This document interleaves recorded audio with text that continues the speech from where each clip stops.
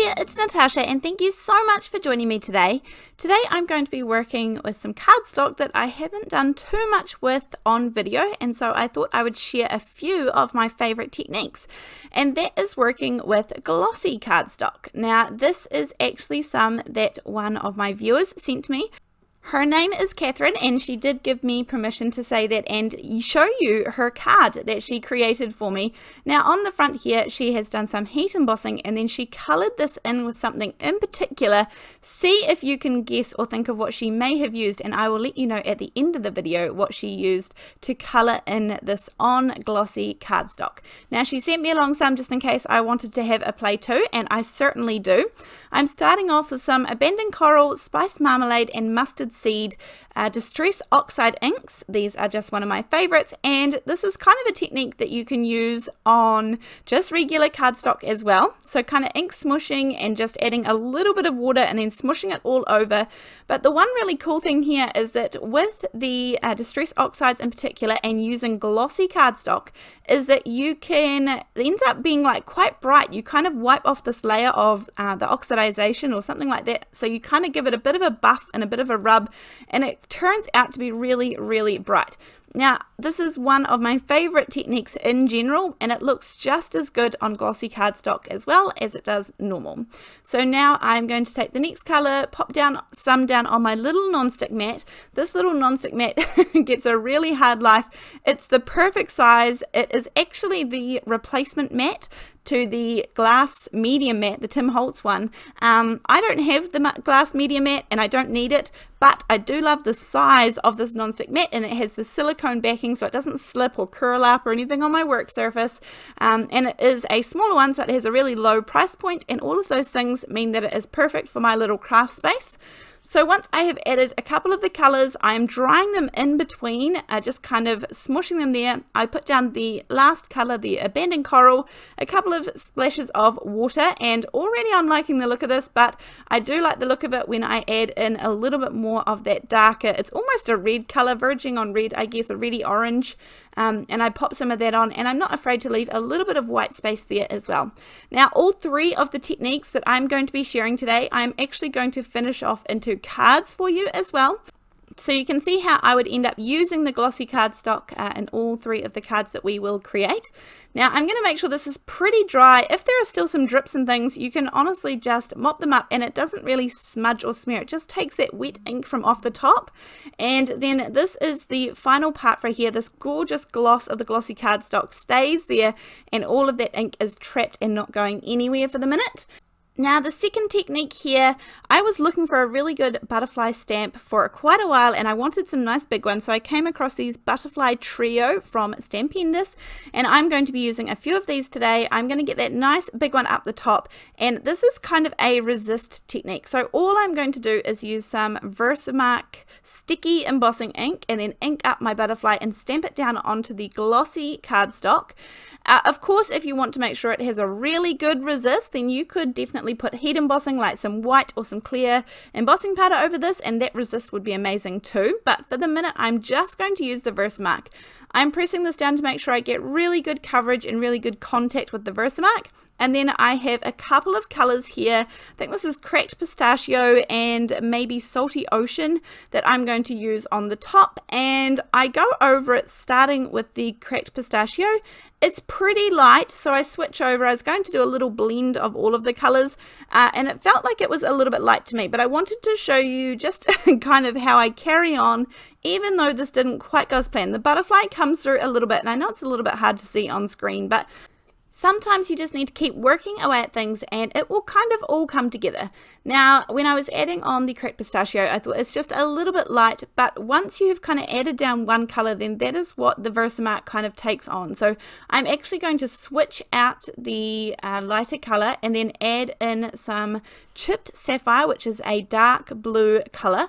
And then this is where it's kind of all going to start to come together, and you can see it does blend really nicely, and you can see that butterfly coming through. through, it just wasn't exactly what I originally thought I was going to go for this card, but this card did end up being one of my favorites. So I'm going to try the Chip Sapphire there, and you can see that the embossing has taken on, the VersaMark has taken on the Cracked Pistachio from underneath, so it's going to stay that color, but I definitely like this. I can see the butterfly much better, and there is a much better resist with the darker colors. So I'm just going to kind of mix these two colors around on my panel.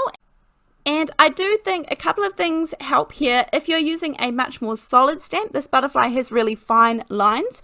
That would also help the resist turn out a little bit better. And if you're using darker colors right from the get-go, that would also help too. But it's really fun to experiment and try. And even when things don't work out as you planned to, or when you thought how you thought they might work out, it's still really fun to keep going forward, because usually I will find a way to make it work, because I do not like wasting supplies either. So that is this one for the minute. I am starting to get really inky fingers now. I've been playing kind of all night. I did a couple of videos before this as well, so inky fingers it is today. But anyway, moving on to the third and final technique. Now this one is very cool and very fun to create. I actually filmed the third technique a couple of times because for some reason the footage couldn't be converted when I go to put it into my editing software, so I did film this a couple of times, so this is going to be a little bit different to the one you see, but pretty much the same colors. Now I'm going to use some re-inkers here and a baby wipe. I'm going to fold up the baby wipe until I get kind of a nice thick little piece there to hold, and I have a little edge that I'm going to work on.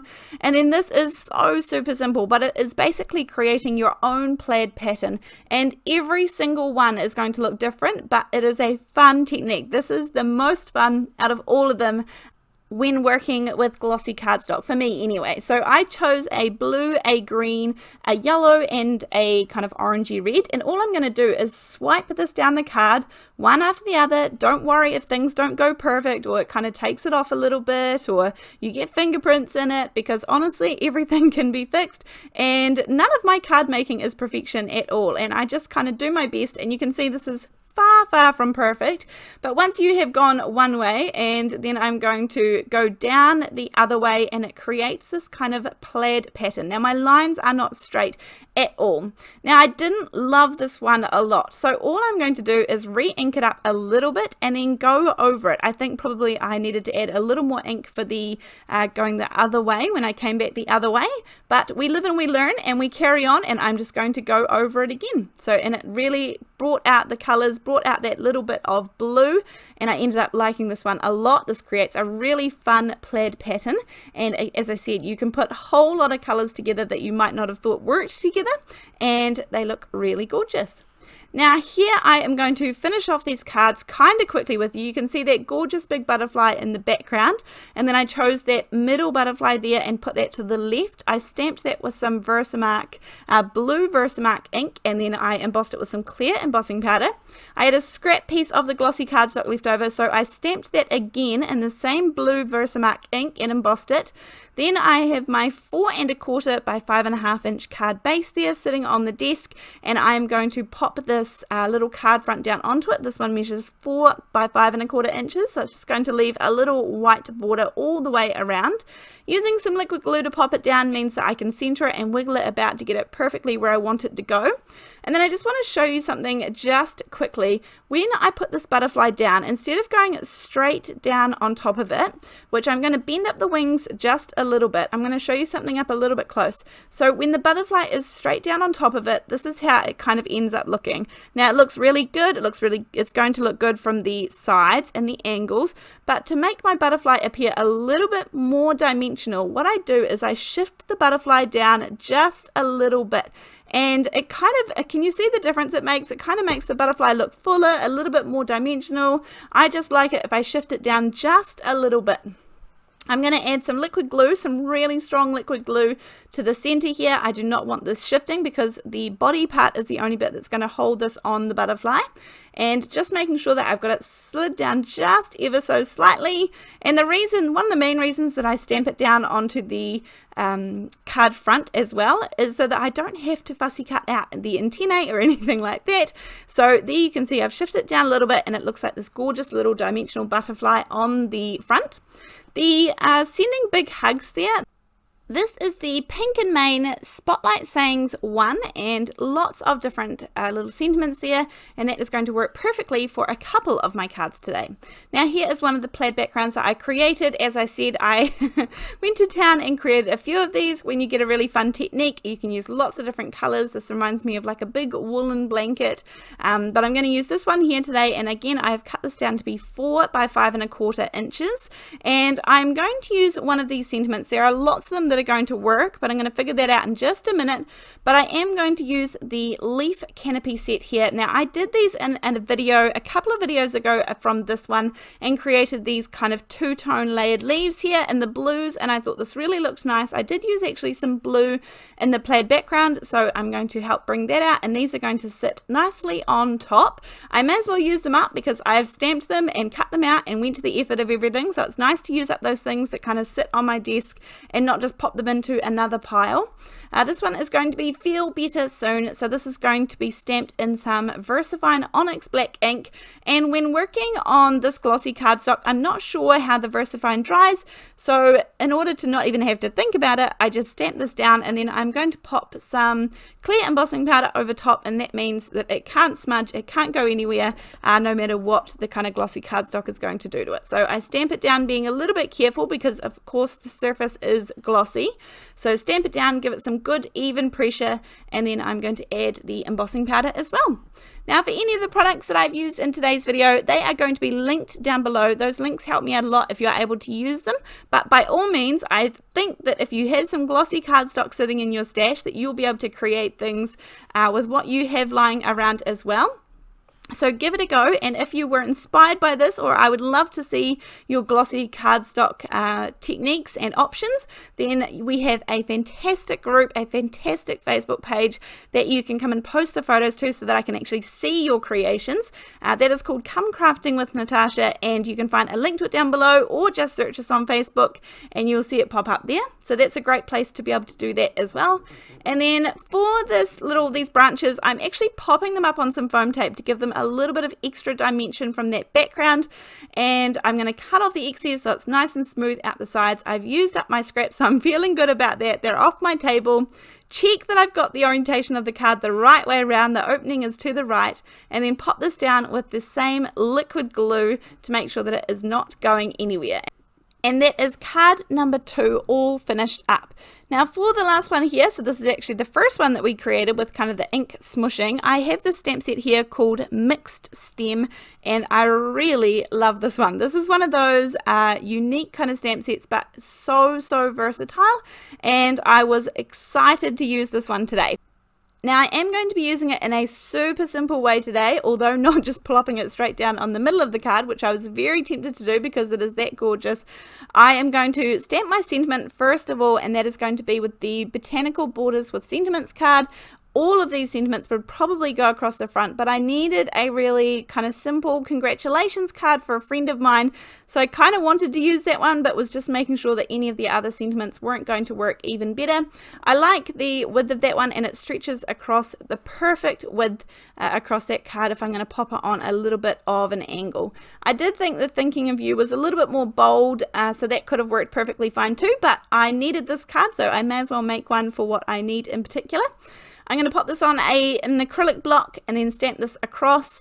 I am going to stamp it with some VersaMark sticky embossing ink. I would recommend, if you are going to get the VersaMark, that you get the re-inker, and that way this is going to last you an extra long amount of time. These ink pads are brilliant. They are the best sticky embossing ink that I've tried, and I have tried many, and I eventually came back to this one, even though they are priced a little higher than some of the other ones. I definitely think the quality is there, and that's what is really important to me when I'm heat embossing, to avoid frustration. Now I am going to add my VersaMark again to this gorgeous stamp here.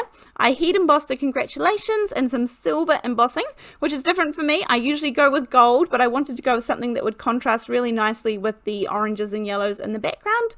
And then I'm stamping this one just kind of partially on and partially off of the card front so that there is just this gorgeous peak of this beautiful stamp there. And for this, I'm going to emboss this with white, bright white, super fine embossing powder. I usually get super fine because that way it means that I can do all of these really intricate little stamps. This one is fairly intricate, but it will also cover these solid bold stamps perfectly fine too. So I usually get super fine. I don't have both in my stash, I just get one.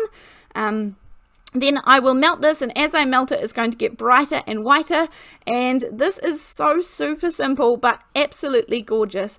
So again, I'm going to pop this down onto my 4 1/4 by 5.5 inch card base, and that is card number 3. Very, very simple but done and dusted. Also, the answer to the question in the beginning, Catherine ended up using some nail polish to colour in her heat embossing on her glossy cardstock. So if you guessed that, then well done. I certainly didn't. Thank you so much for joining me today. I really look forward to seeing you in the next video. Thanks, bye!